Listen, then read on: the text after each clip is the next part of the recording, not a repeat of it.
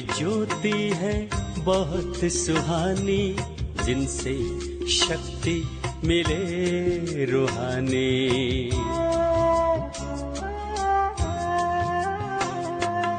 एक ज्योति है बहुत सुहानी, जिनसे शक्ति मिले रूहानी। नाम है उनका शिव पिता, सर्व गुणों के वो वरदानी। नाम है उनका शिव पिता, सर्व गुणों के वो वरदानी। एक ज्योति है बहुत सुहानी, जिनसे शक्ति मिले रूहानी।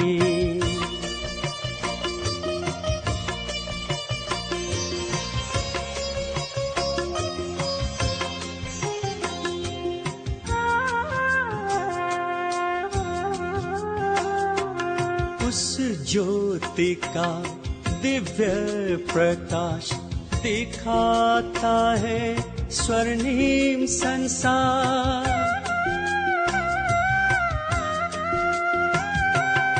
उस ज्योति का दिव्य प्रकाश दिखाता है स्वर्णिम संसार, दिखाता है स्वर्णिम संसार।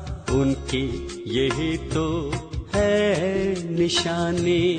एक ज्योति है बहुत सुहानी, जिनसे शक्ति मिले रूहानी।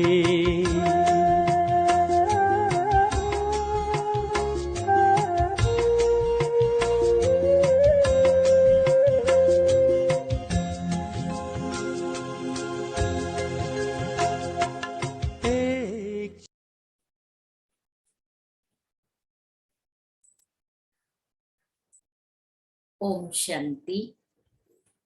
आज 28 नवंबर 2021 की बाबा की अव्यक्त मुरली, रिवाइज 1 दिसंबर 89।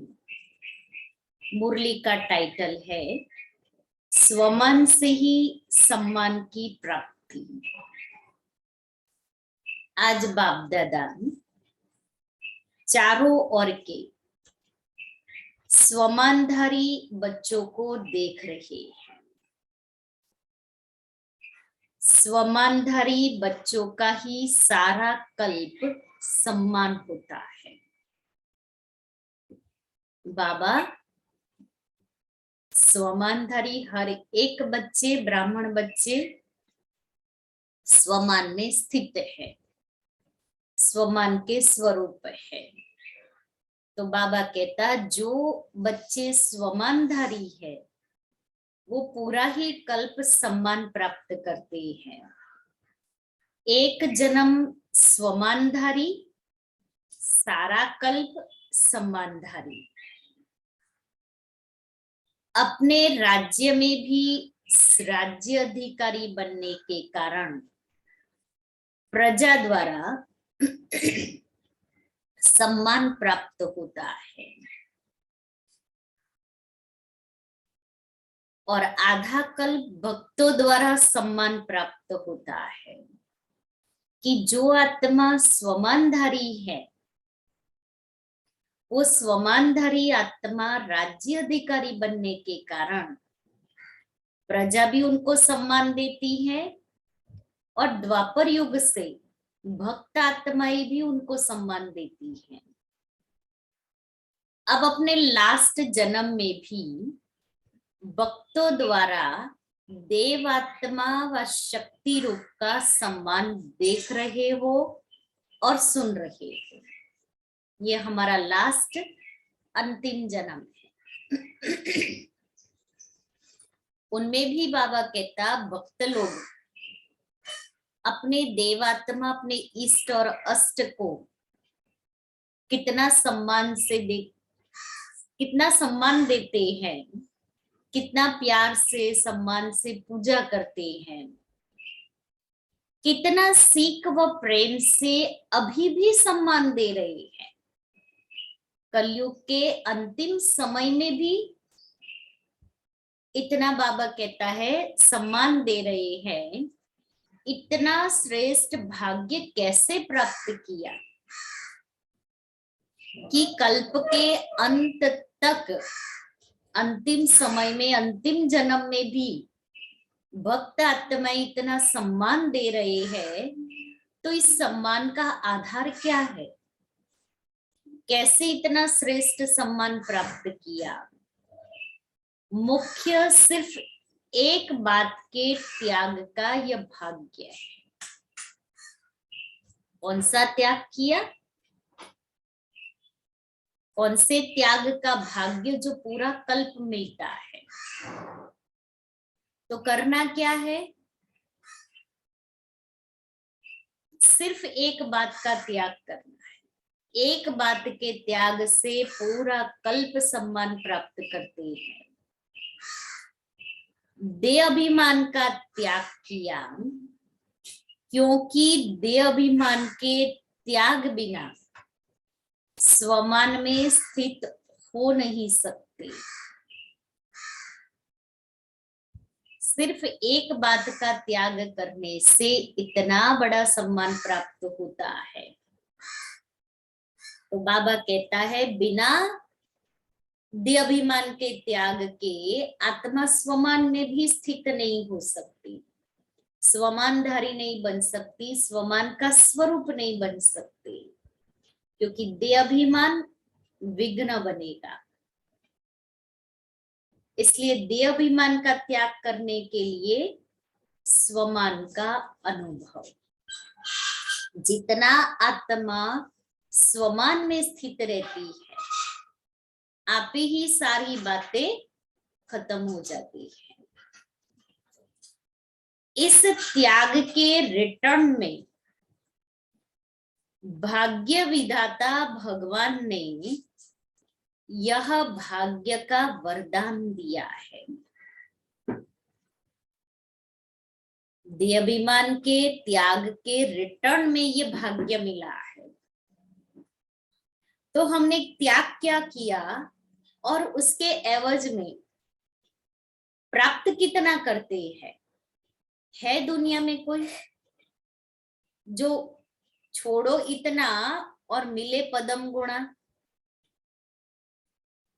वो भी पुरानी चीज, देह अभिमान जो दुखी करती है, जो तंग करती है, उसको हम त्याग कर रहे हैं। जो मेरे कोई काम की नहीं है उसका हम त्याग करते हैं। तो वो त्याग किया और मिला क्या? भाग्य। पूरे कल्प का श्रेष्ठ भाग्य बना लिया। तो एक बात तो भाग्य का वरदान मिला, दूसरी बात स्वयं बाप ने आप बच्चों को स्वमान दिया। भाग्य विधाता ने हमें स्वमान दिया। बाप ने बच्चों को चरणों के दास व दासी से अपने सिर का ताज बना लिया। कितना बड़ा भाग्य! कहा हम भक्ति मार्ग में कह रहे थे मैं तेरा दास हूं, सेवक हूं, तेरे चरणों की धूल हूं। कहा एकदम नीचे बैठे थे और वहां से बाबा ने कितना ऊंचा उठा दिया।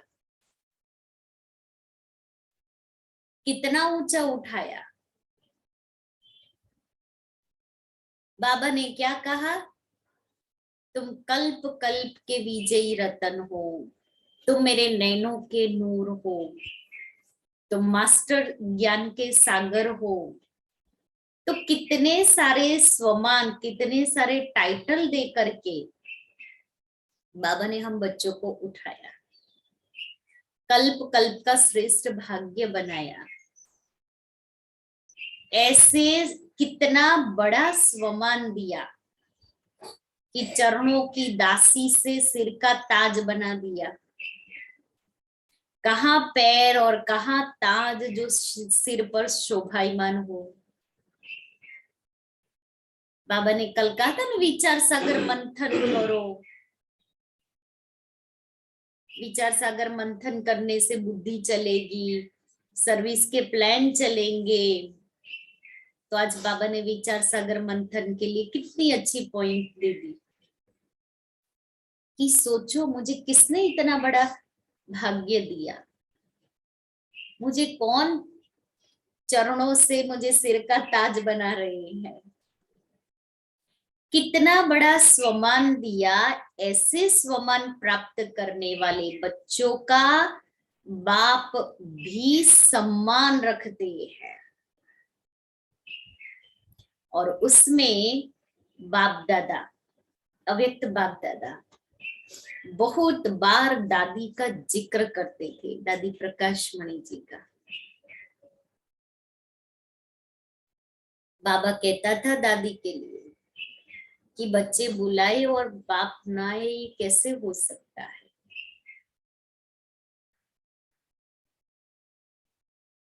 तो बाबा दादी की अर्जी को स्वीकार कर लेते थे, कभी ना नहीं कहते थे।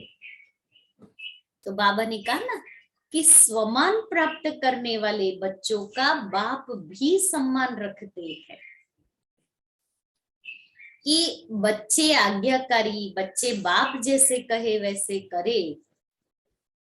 तो बाप न माने उसकी बात, ये हो कैसे सकता, कभी नहीं होता।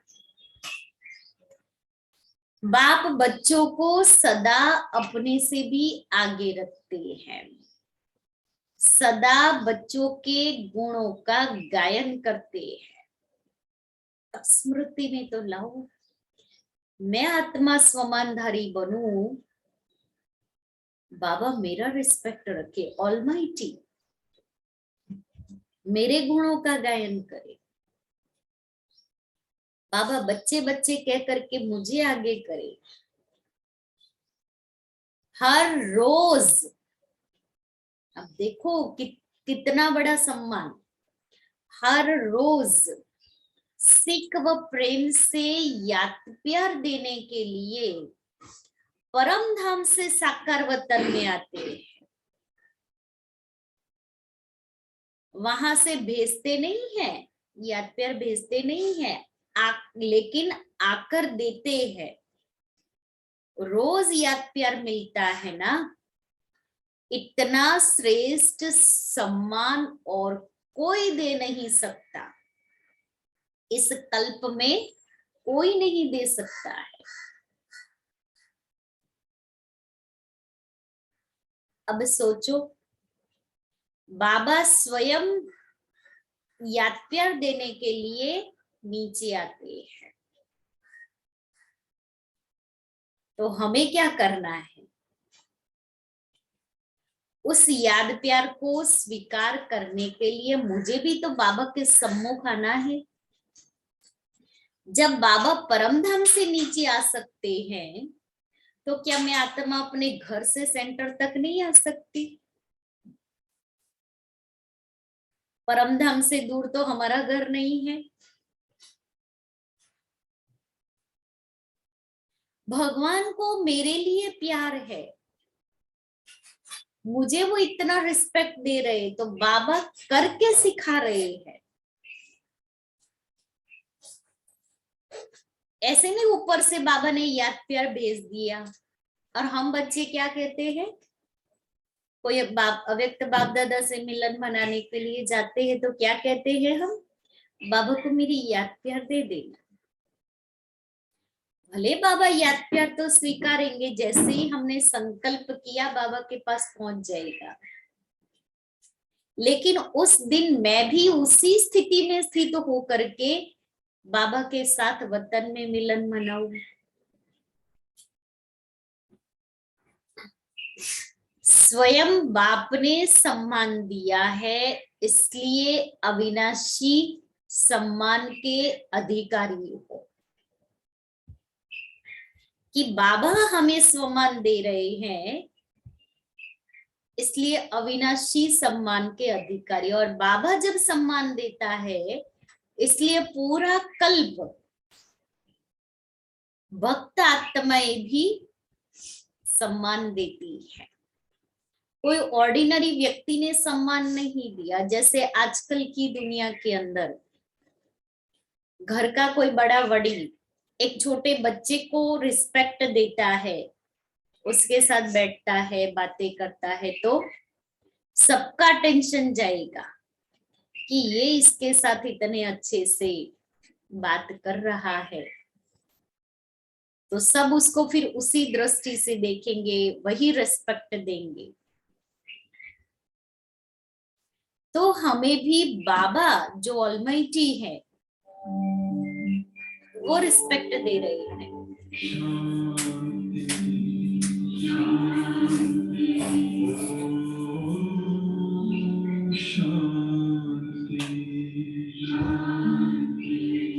अंतर मन में ज्योति जगा लो, होगा दूर अंधेरा।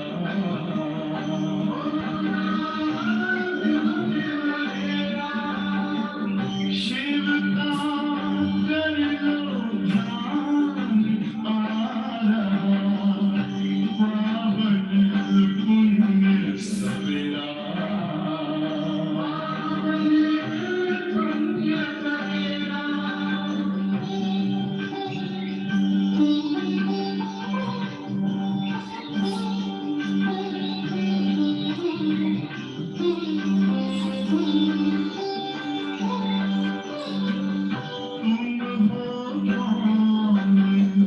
कहाँ से आए अपने आप को जानो,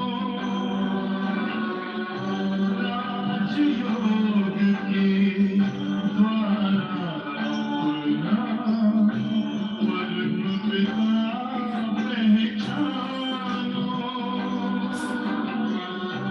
इसी राज पथ पर चलकर तुम मानो अपना बसेरा।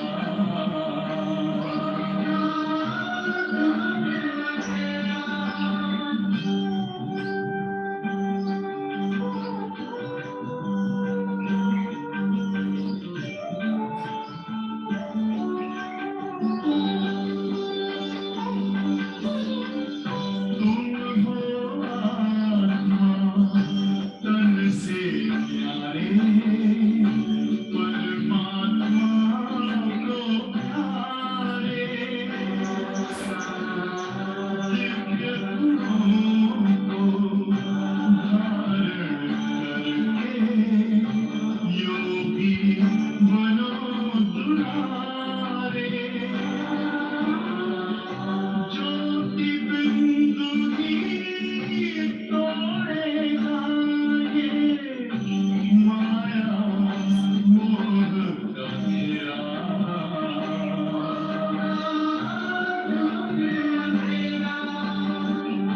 अंतर मन में ज्योति जगा लो, होगा दूर अंधेरा।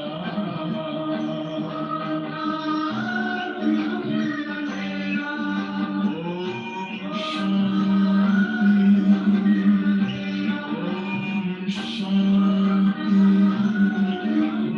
ओम शांति।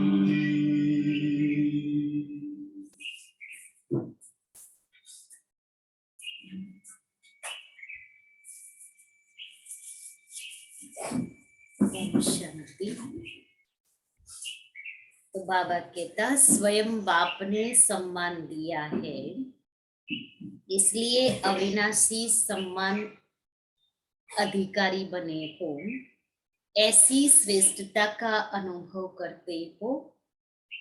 स्वमान और सम्मान दोनों का आपस में संबंध है। स्वमानधारी अपने प्राप्त हुए स्वमान में रहते हुए स्वमान के सम्मान में भी रहता है और दूसरों को भी सम्मान से देखता, बोलता व संपर्क में आता है। सम्मानधारी आत्मा की निशानी बाबा ने बताई कि स्वमानधारी आत्मा अपने प्राप्त हुए स्वमान के अनुभव में खुद भी रहता है, स्वयं को भी वो सम्मान देता और दूसरों को भी। स्व सम्मान का अर्थ ही है स्व को सम्मान देना। जैसे बाप विश्व की सर्वात्माओं द्वारा सम्मान प्राप्त करने वाले हैं, हर एक सम्मान देते। बाप विश्व की सर्वात्माओं द्वारा सम्मान प्राप्त करने वाले हैं, हर एक सम्मान देते, लेकिन जितना ही बाप को सम्मान मिलता है उतना ही सब बच्चों को सम्मान देते हैं। अर्थात स्व के सम्मान में, बाबा ने आगे बताया, स्व के सम्मान में रहना, उसको ही सम्मान देना, स्व को सम्मान देना। और सारे विश्व की आत्माएं बाबा को सम्मान देती तो बाबा भी सब बच्चों को सम्मान देते। जो देता नहीं है तो देवता नहीं बनता। तो हमें क्या बनना है? देवता, देने वाले। हम देंगे तो मिलने ही वाला है। अनेक जन्म देवता बनते हो और अनेक जन्म देवता रूप का ही पूजन होता है। एक जन्म ब्राह्मण बनते हो, लेकिन अनेक जन्म देवता रूप में राज्य करते व पूज्य बनते हो। देवता अर्थात देने वाले। अगर इस जन्म में सम्मान नहीं दिया तो देवता कैसे बनेंगे? देवता अर्थात देने वाले, और इस जन्म में हमने औरों को सम्मान नहीं दिया तो देवता कैसे बनेंगे?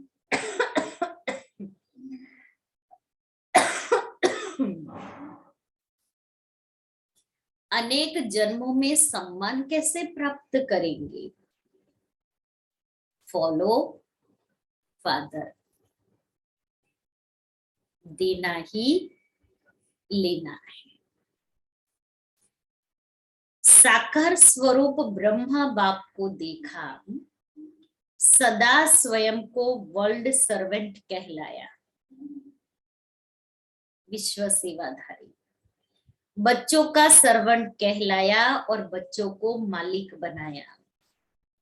सदा मालिकम सलाम किया। सदा छोटे बच्चों को भी सम्मान का स्नेह दिया। होवनहार विश्व कल्याणकारी रूप से देखा। छोटे बच्चों को भी बाबा ने ये शुरुआत ही कैसे की? बच्चों से ही तो शुरुआत की ना। कुमार व कुमारों को, युवा स्थिति वालों को सदा विश्व की नामी ग्रामी महान आत्माओं को चैलेंज करने वाले, असंभव को संभव करने वाले, महात्माओं के सिर झुकाने वाले, ऐसे पवित्र आत्माओं के सम्मान से देखा। बाबा के पास जो छोटे छोटे बच्चे हैं, कुमार कुमारियां, तो किस रूप में देखा? बाबा ने ये नहीं देखा कि ये छोटे हैं। बाबा ने वही ऊंची दृष्टि से देखा। और आज हम सभी क्या करते? बच्चे ना अवॉइड करते हैं। उसको क्या समझ, उसको क्या समझ।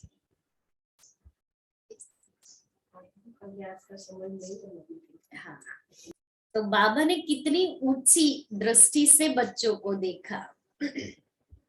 सदा अपने से भी कमाल करने वाले महान आत्मा समझ सम्मान दिया ना। ऐसे ही बुजुर्ग आत्माओं को सदा अनुभवी हम जिस आत्मा के सम्मान से देखा, परसों ही बाबा की साकार मुरली में भी था कि जो अच्छी सर्विस करते हैं, फिर बाबा भी देखता है कि इसमें दे अभिमान तो नहीं आया, ये बड़ों को रिगार्ड तो देते हैं कि नहीं।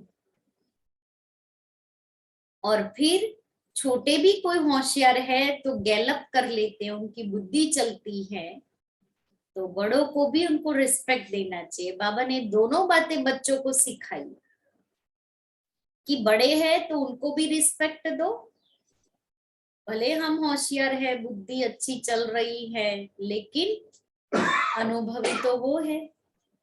इसलिए बाबा ने ये बात सिखाई कि बड़ों का अनुभव और छोटों की बुद्धि, प्लानिंग, बड़ों का अनुभव और छोटों के आइडियाज, दोनों को मिला करके जब काम करते हैं, वो काम में सफलता मिलती है। तो ऐसे ही बुजुर्ग आत्माओं को सदा अनुभवी आत्मा, हम जिस आत्मा के सम्मान से देखा, बांधेले बांधेलियों को निरंतर याद में नंबर 1 के सम्मान से देखा, इसलिए नंबर 1 अविनाशी सम्मान के अधिकारी बने। राज्य सम्मान में भी नंबर 1, विश्व महाराजन और पूज्य रूप में भी बाप की पूजा के बाद पहले पूज्य लक्ष्मी नारायण ही बनते हैं। तो राज्य सम्मान और पूज्य सम्मान दोनों में नंबर 1 हो गए, क्योंकि सर्व को स्वमान सम्मान दिया। ऐसे नहीं सोचा सम्मान देवे तो सम्मान दूं।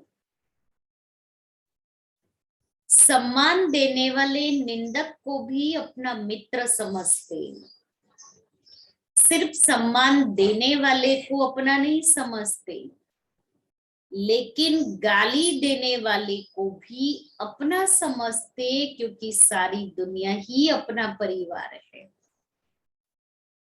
सर्वात्माओं का तना आप ब्राह्मण हो।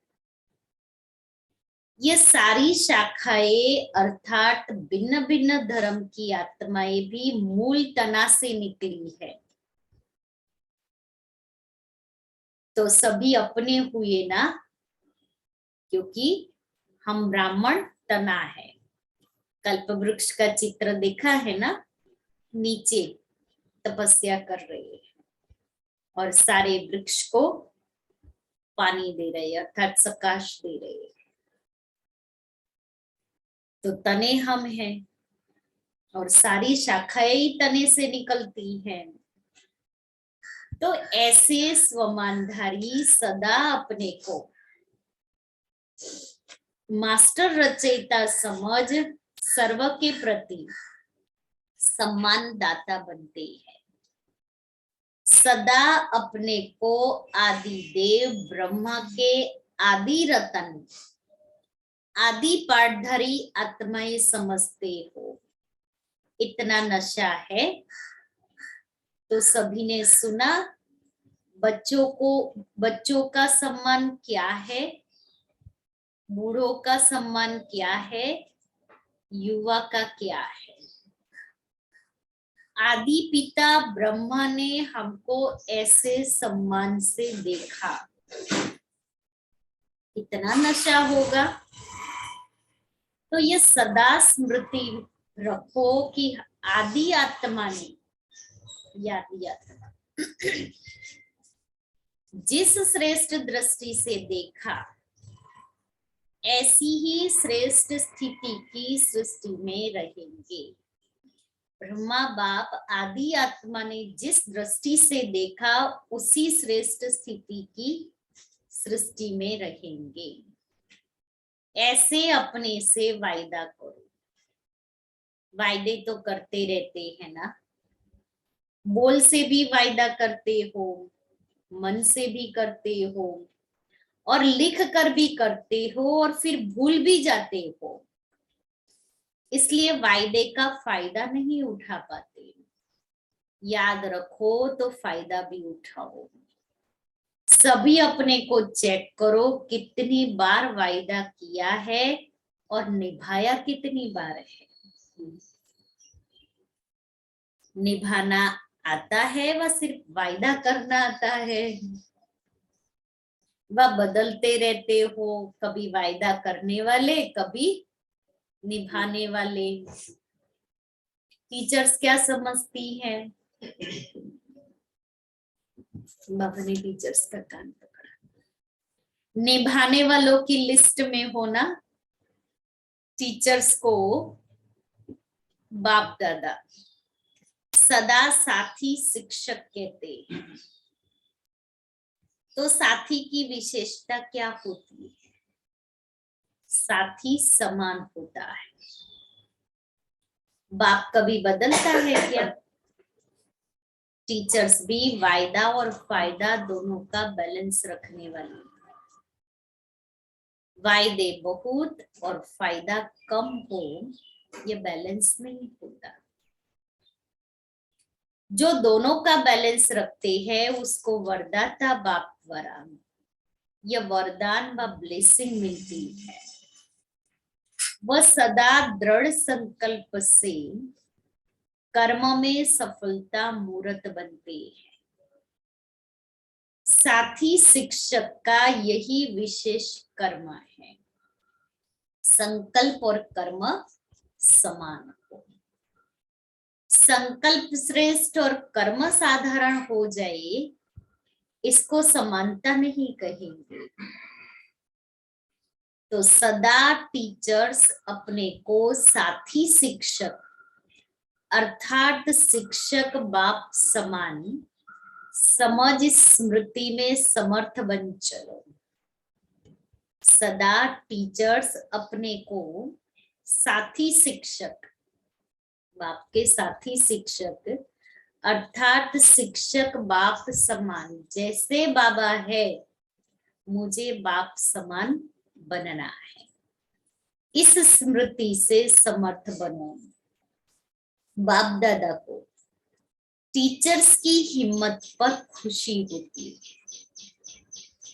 हिम्मत रख सेवा के निमित्त तो बन गए ना, लेकिन अभी सदा ये स्लोगन याद रखो, हिम्मते टीचर सदा, हिम्मते टीचर समान शिक्षक भव, ये कभी नहीं भूलना।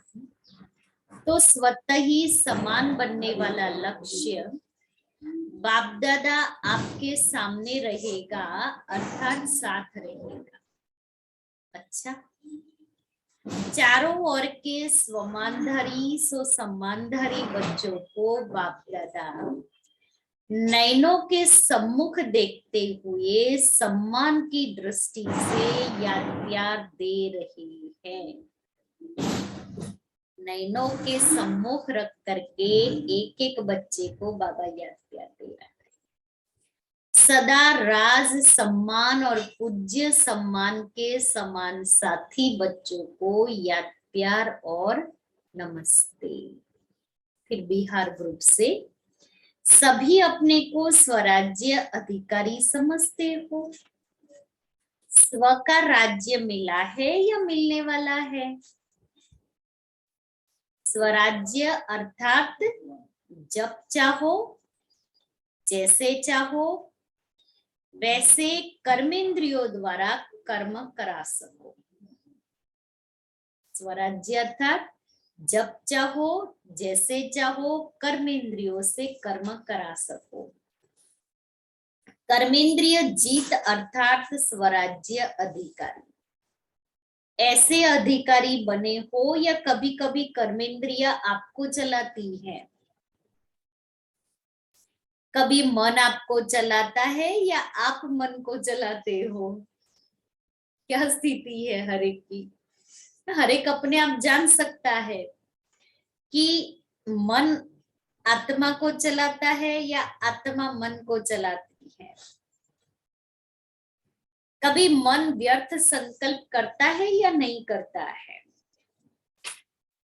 अगर कभी कभी करता है तो उस समय स्वराज्य अधिकारी कहेंगे कैसे बाबा ने पकड़ा।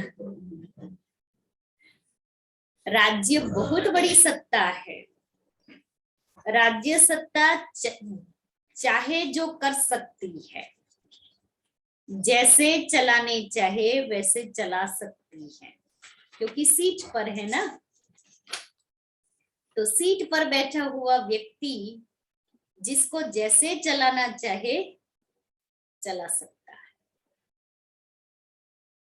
तो मैं आत्मा भी स्वमन की सीट पर बैठ जाऊं, फिर मन को जैसे चलाना चाहूं चला सकूं। यह मन, बुद्धि, संस्कार आत्मा की शक्तियां है। आत्मा इन तीनों की मालिक है। यदि कभी संस्कार अपने तरफ खींच ले, यदि कभी संस्कार अपने तरफ खींच ले तो मालिक कहेंगे, फिर मैं आत्मा मालिक हुई। कभी कभी हम सब कह देते ना, मेरा भाव ऐसा नहीं था लेकिन मेरे मुख से निकल गया, तो मैं आत्मा मालिक हुई नहीं हुई ना।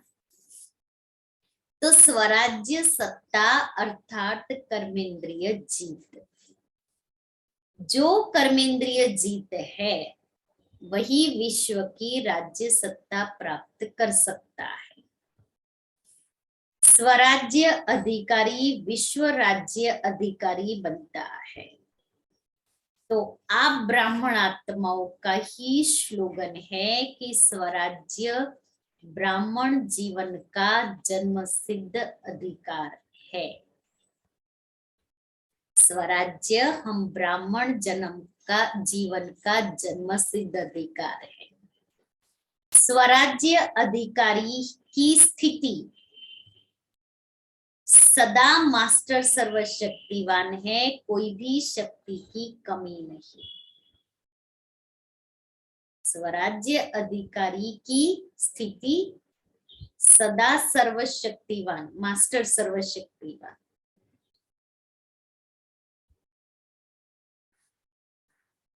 स्वराज्य अधिकारी सदा धर्म अर्थात धारणा मूर्त होगा और राज्य अर्थात शक्तिशाली भी होगा।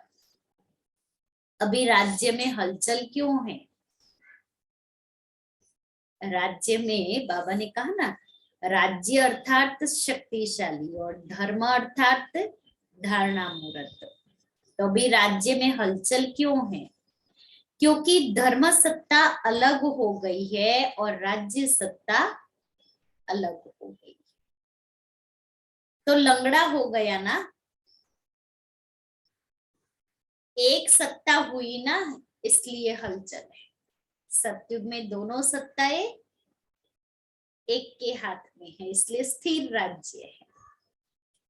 ऐसे आप भी अगर धर्म और राज्य दोनों सत्ता नहीं है तो विघ्न आएंगे, हलचल में आएंगे, युद्ध करनी पड़ेगी।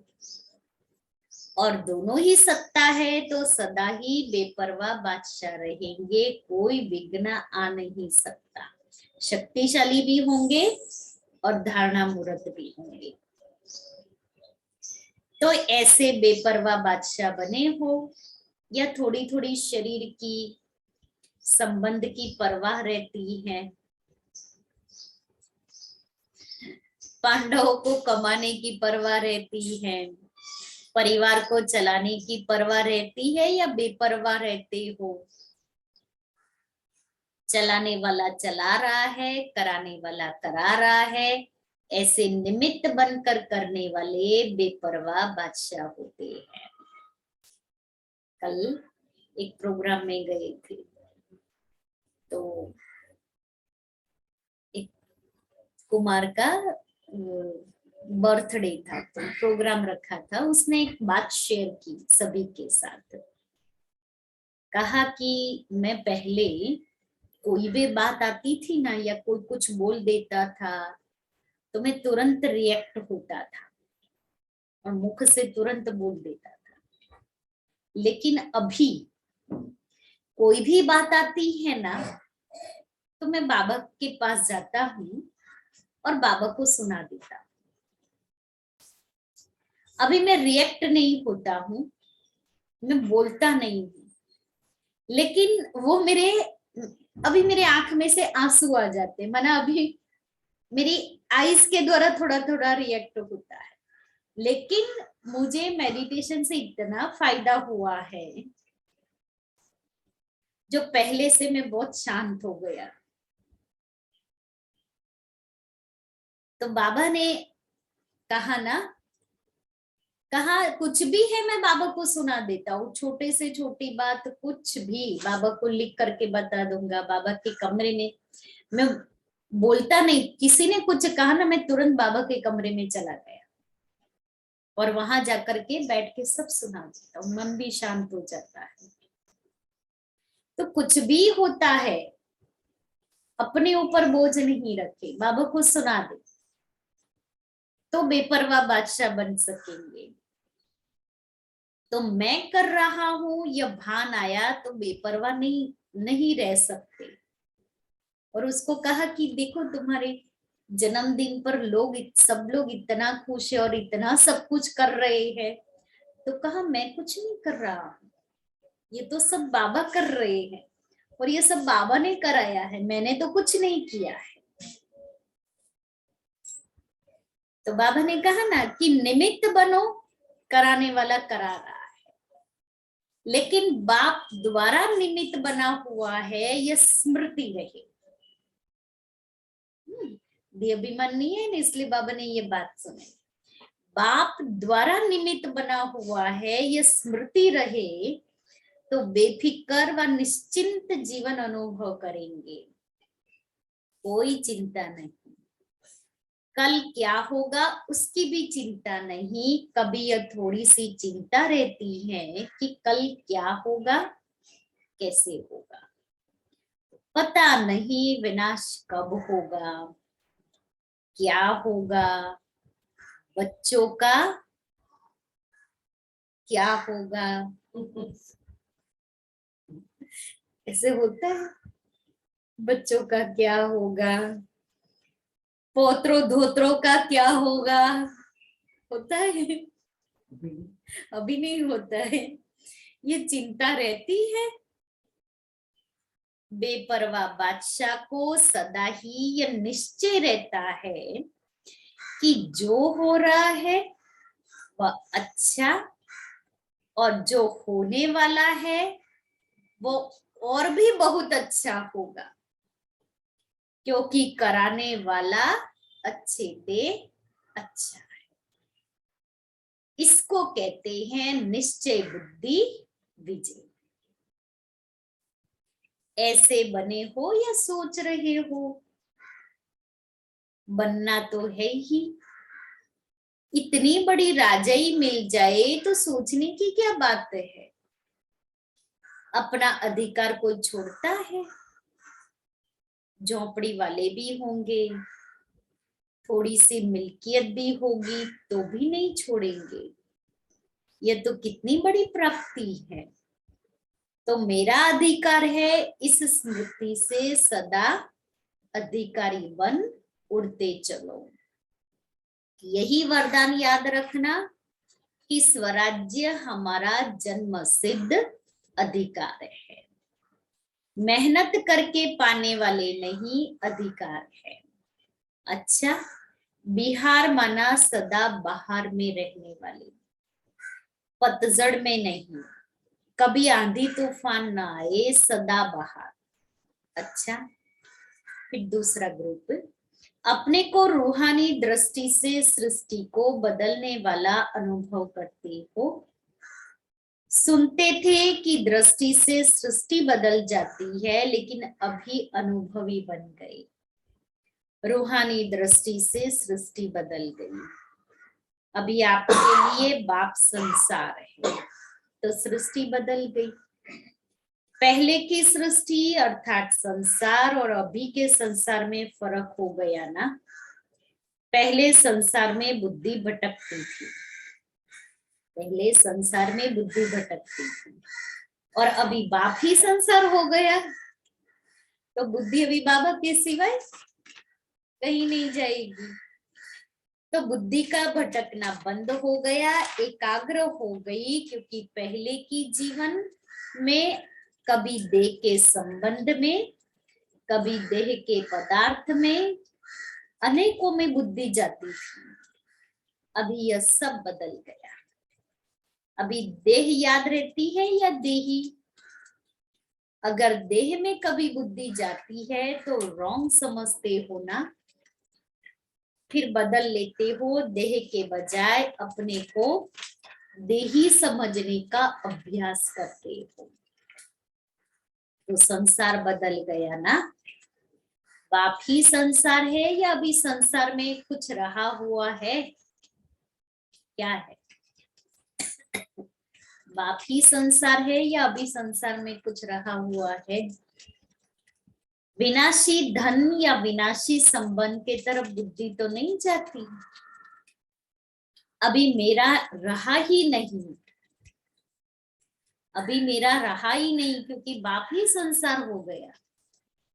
मेरे पास बहुत धन है, यह संकल्प व स्वप्न में भी नहीं होगा, क्योंकि सब बाप के हवाले कर दिया। मेरे को तेरा बना लिया ना, या मेरा मेरा मेरा ही है और बाप का भी मेरा है, ऐसे तो नहीं समझते।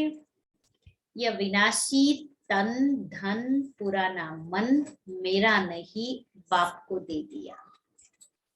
पहला पहला परिवर्तन होने का संकल्प ही यह किया कि सब कुछ तेरा, और तेरा कहने से ही फायदा है। इसमें बाप का फायदा नहीं है, आपका फायदा है।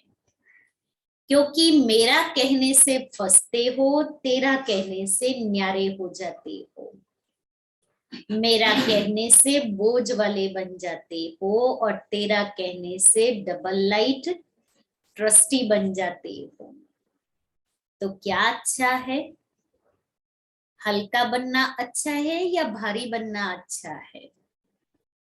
आजकल के जमाने में शरीर से भी कोई भारी होता है तो अच्छा नहीं लगता। सभी अपने को हल्का करने का प्रयत्न करते हैं, क्योंकि भारी होना माना नुकसान है और हल्का होने से फायदा है। ऐसा ही मेरा मेरा कहने से बुद्धि पर बोझ पड़ जाता है। तेरा तेरा कहने से बुद्धि हल्की हो जाती है। जब तक हल्के नहीं बने तब तक ऊंची स्थिति तक पहुंच नहीं सकते। उड़ती कला ही आनंद की अनुभूति कराने वाली है। हल्का रहने में ही मजा है। अच्छा, जब बाप मिला तो माया उसके आगे क्या है? माया है रुलाने वाली, और बाप है वर्षा दिलाने देने वाला, प्राप्ति कराने वाला। सारे कल्प में ऐसी प्राप्ति कराने वाला बाप नहीं मिल सकता, स्वर्ग में भी नहीं मिलेगा। लौकिक बाप होंगे ना वो तो, ऐसा पारलौकिक बाप और अलौकिक बाप संगम में ही मिलते हैं। सारे कल्प में ऐसी प्राप्ति कराने वाला बाप नहीं मिल सकता, स्वर्ग में भी नहीं मिलेगा। तो एक सेकंड भी भूलना नहीं चाहिए। हद की प्राप्ति कराने वाला भी नहीं भूलता है, तो बेहद की प्राप्ति कराने वाला भूल कैसे सकता? हद की प्राप्ति तो वो थोड़ी होती है, तभी भी उस पिता को नहीं भूल सकते। तो ये तो बेहद की प्राप्ति कराने वाला है, तो कैसे भूल सकते? तो सदा यही याद रखना कि ट्रस्टी है, कभी भी अपने ऊपर बोझ नहीं रखना। सदा इससे सदा हंसते गाते उड़ते रहेंगे। जीवन में और क्या चाहिए? हंसना, गाना और उड़ना। जब प्राप्ति होगी तब तो हंसेंगे ना, नहीं तो रोएंगे।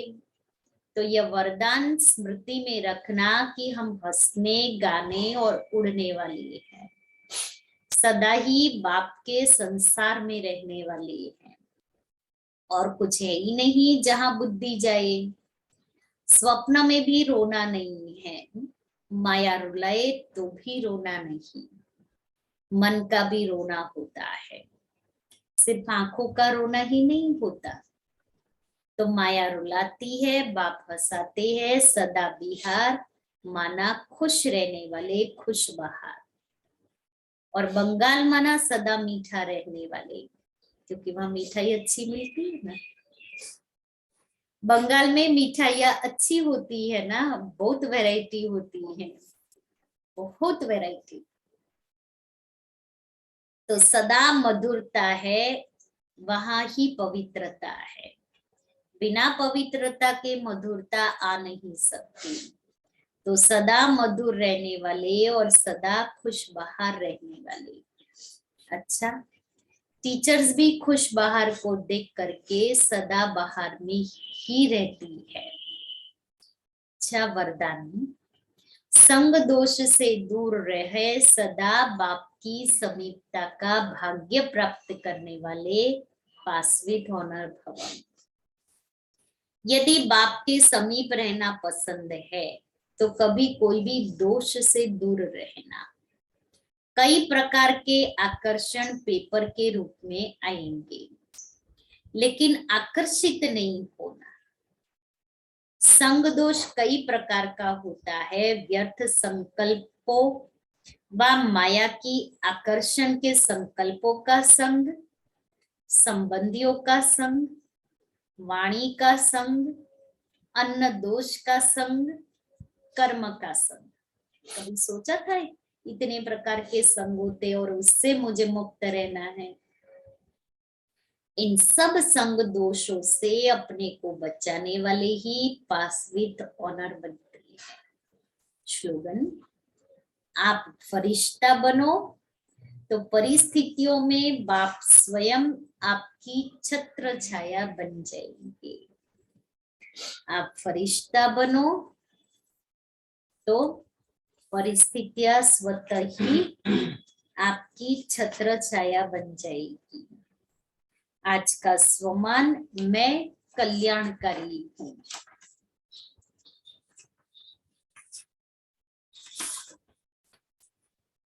यदि कोई संस्कार स्वभाव वाली आत्मा आपके पुरुषार्थ में परीक्षा के निमित्त बनी हुई हो, तो उस आत्मा के प्रति भी सदा कल्याण का संकल्प व भावना बनी रहे।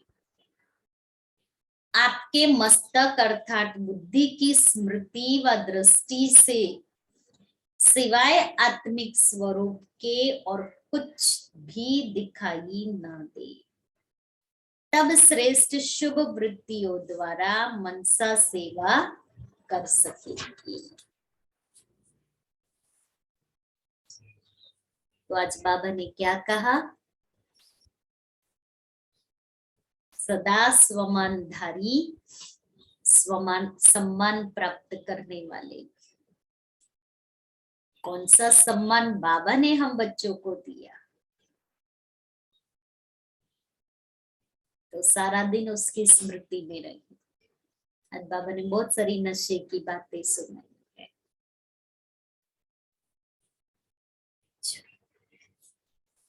वफा बन जाता तुमको मीत बनाने से, प्रभु तुमको मीत बनाने से। झरनों से संगीत है झरता, पत्थर के टकराने से। तूफान भी तोहफा बन जाता तुमको मीत बना